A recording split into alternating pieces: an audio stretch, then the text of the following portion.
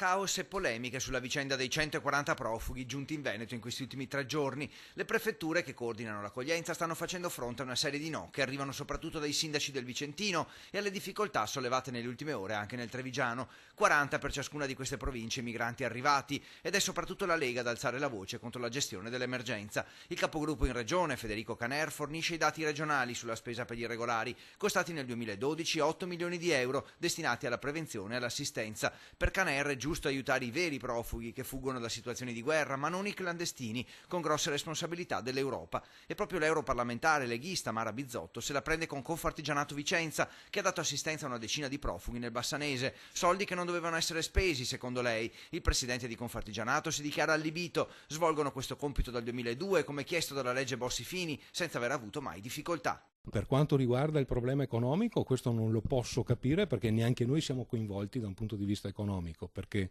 tutto quanto è a carico dello Stato italiano, per cui è a carico dei contribuenti italiani, questo sì, e ripeto, la Comunità Europea dovrebbe farsene carico.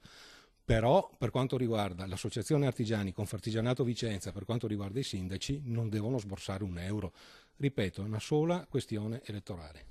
A Treviso intanto, dopo una prima accoglienza senza intoppi, aumentano le difficoltà. La legge richiede anche, da parte di chi ospita, assistenza per le richieste dei permessi di soggiorno e altre incombenze, e così altri sindaci stanno cambiando idea dopo aver studiato la normativa. Richiede, oltre ad alloggio, vitto, eccetera, anche tutta l'assistenza alla persona, quindi quello che riguarda l'assistenza appunto alle persone, ma anche poi l'eventuale collaborazione per la ricerca di avere quindi il permesso di soggiorno, eccetera, tutta la parte burocratica.